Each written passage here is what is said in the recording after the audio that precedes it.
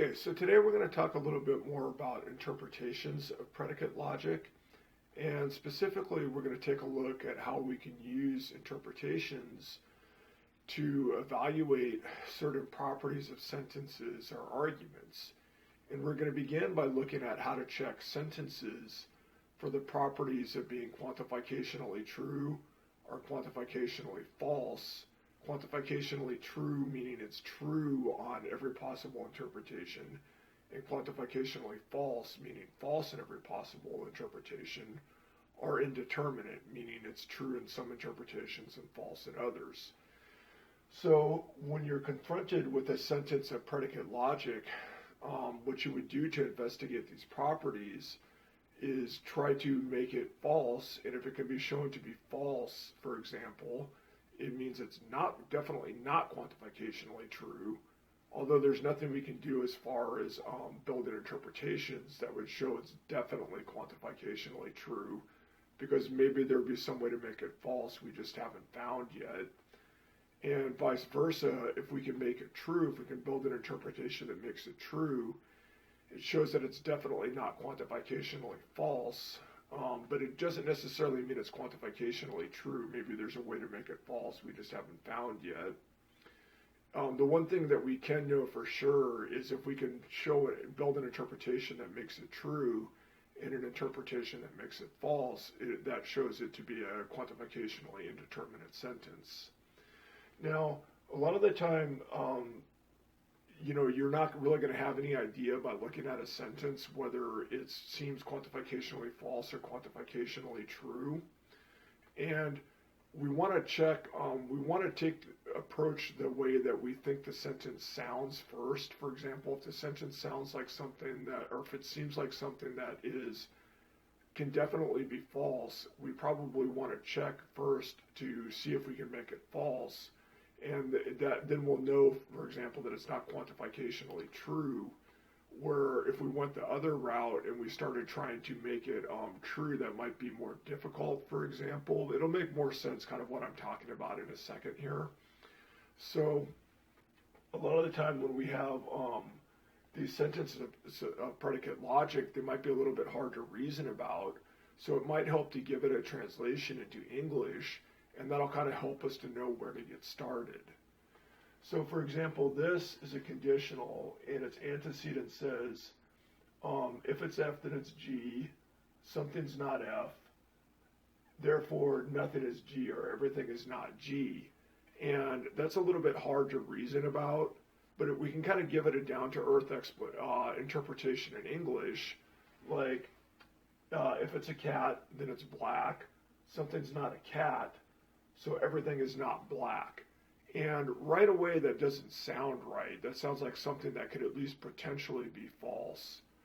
So it's probably definitely not true on every interpretation. The textbook likes to use numbers and like mathematical properties, and that's a very good technique because those are very cut and dried and they're easy to reason about. But if you're not really into math, that may not be the easiest way to go. It may be easier to just kind of make up a little story involving like people or animals or something like that. So we'll say F is a cat, and G means is black or has black fur, right? So like I said, this it definitely doesn't sound quantificationally true. It sounds like it can be false. So let's start out by trying to make it false and see if we can in fact make it false, which will show that it is not quantificationally true. So we need two predicates, F and G, and since we're trying to make this false, we need to remember this is a conditional, and if you think about the truth table for conditionals are false when the antecedent is true and the consequent is false. So we need to make this true. This is a conjunction of two claims. First of all, that there's something that's not F.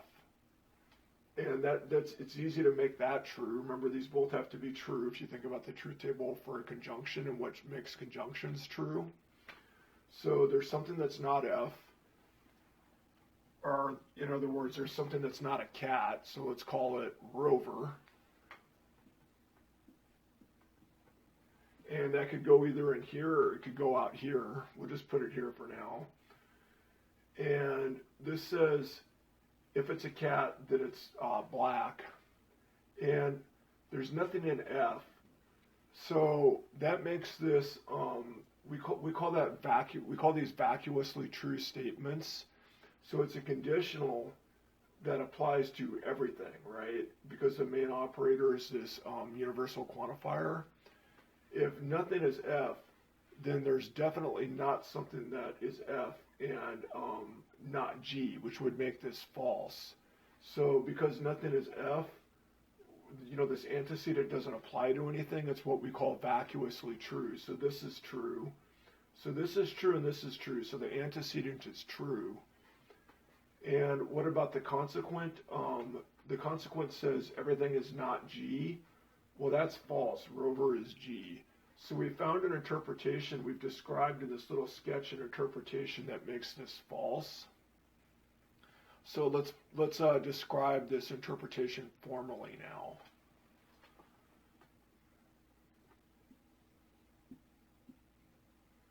So our universe of discourse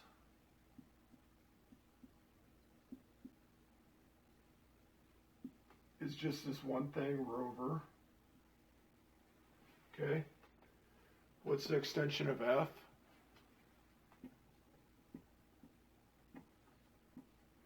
Nothing. Okay. What's the extension of G?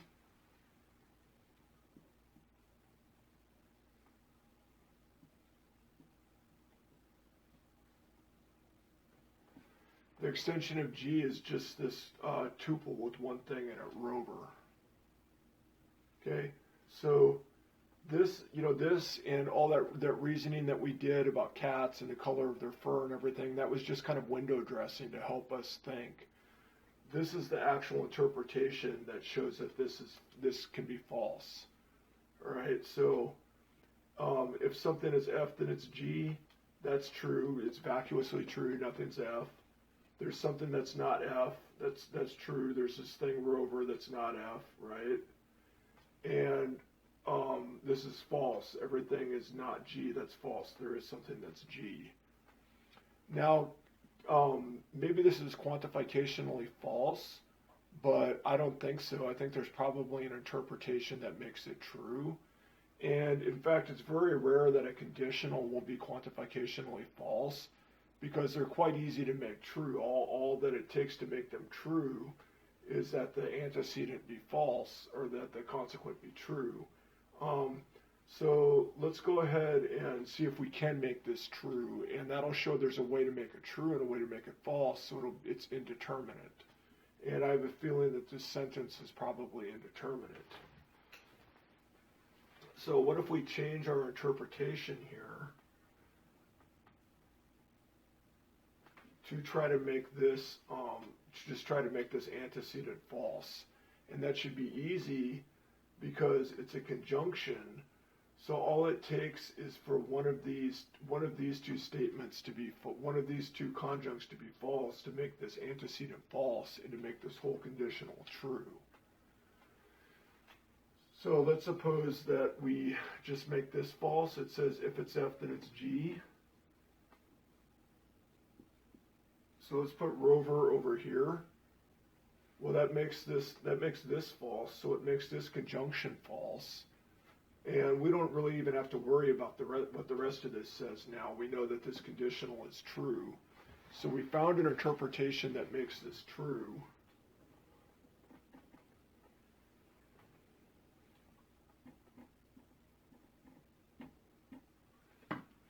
All we did is we just